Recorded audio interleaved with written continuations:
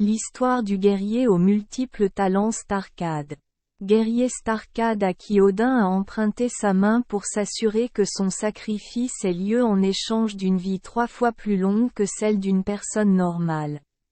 Cette histoire commence avec le père de Starcad, qui s'appelle également Starcad et s'appelle Starcad Allah, guerrier. Starcad est le fils d'un Jotun nommé Storkvid. Non seulement il est infiniment plus grand qu'un mortel, mais il possède également 8 bras. Malgré son apparence extrêmement laide, grâce à sa santé sans précédent, il trouva quand même une femme nommée OGN, race inconnue, et cette femme ne l'aimait pas beaucoup. Un beau jour, Starcad partait à la chasse, lorsque sa femme fut emmenée par un Jotun nommé Ergrim. Starcad le poursuit et engage Ergrim dans la bataille. Grâce à 8 armes et 4 épées, Starcad a gagné. Cependant, OGN s'est suicidé pour ne plus avoir à vivre avec Starcad. Plusieurs années plus tard, le roi Alfer d'Alfheim sacrifia sa fille au dieu. Starcad est venu disperser la foule et a emmené la fille, le sacrifice.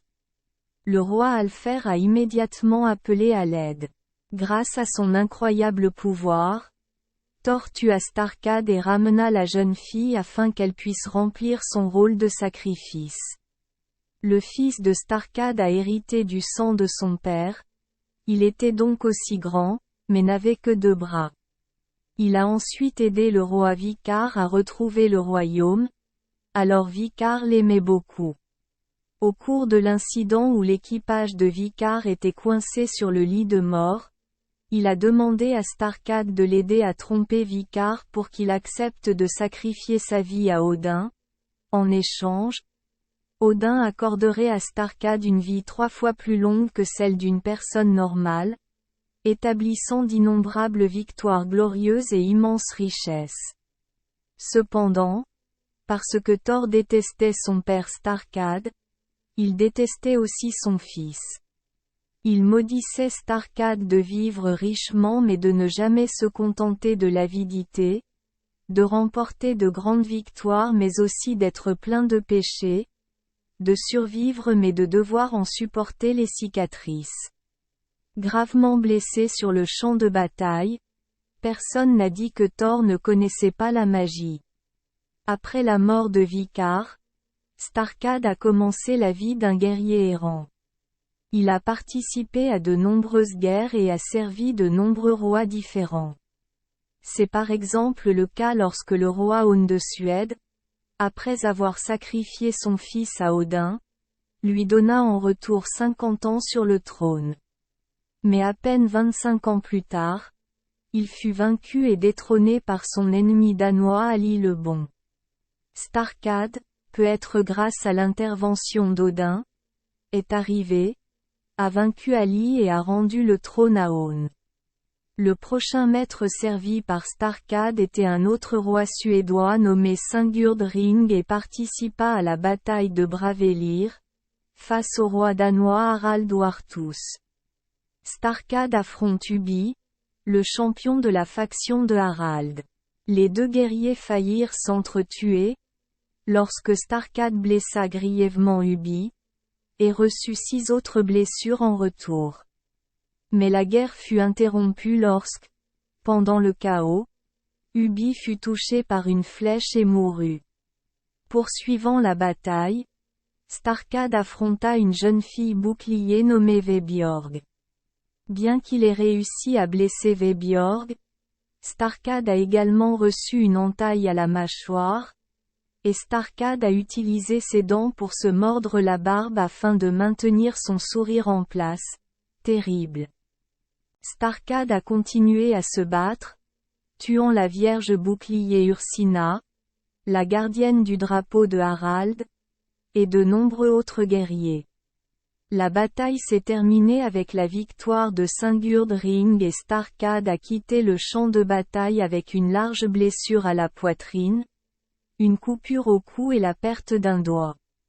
Quelque temps plus tard, Sigurd Ring partit en guerre contre Sigurd le tueur de dragons, oui, c'est le gars qui a tué Fafnir.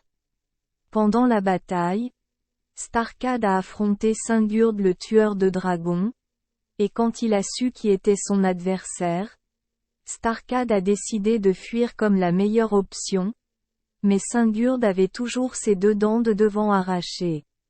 Dans cette bataille, le camp de Starkad et Sigurd-Ring a perdu. Au cours des nombreuses années suivantes, Starkad a continué à voyager partout, en Russie, en Byzantine, en Pologne, en Allemagne, en Irlande. Affrontant de nombreux guerriers célèbres, remportant de nombreuses victoires glorieuses mais recevant également d'innombrables cicatrices, blessures et scandales. L'un des plus grands scandales dans lequel Starkad a été impliqué a eu lieu lorsqu'il a rejoint le groupe de voyage d'Olo. Après avoir conquis la Zélande avec Olo, Starkad fut engagé par Lenius pour assassiner Olo. Olo est célèbre pour être un guerrier au look extrêmement effrayant, ce qui fait que quiconque est regardé se sent faible aux genoux. Mais Starkad a quand même réussi lorsqu'il a couvert le visage d'Olo avec un tissu par derrière et l'a tué. A reçu 120 livres d'or de Lenius, mais parce qu'il regrettait d'avoir tué un héros, Starkad a également tué Lenius. Quand il était vieux et déprimé, Starkad errait, portant une chaîne en or autour du cou, tenant une épée, à la recherche de quelqu'un digne en train de me tuer. Et puis Ater, le fils de Lenius, est venu exiger la mort de Starkad. Starkad a promis de donner à Ater l'intégralité de son héritage si, après avoir décapité Starkad, Ater osait entrer à l'endroit où Starkad tomberait, dans l'espace entre son cou. Mais Ater a décidé de s'enfuir après l'avoir tué, de peur d'être écrasé par le corps géant de Starkad. Merci les enfants des Esperluette Croisillon 39. Avoir écouté des contes de fées au jour Esperluette Croisillon 39. 8.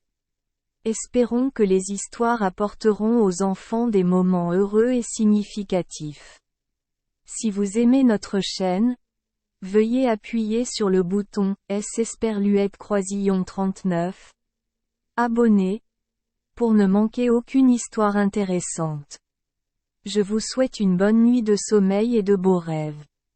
Rendez-vous dans la prochaine histoire.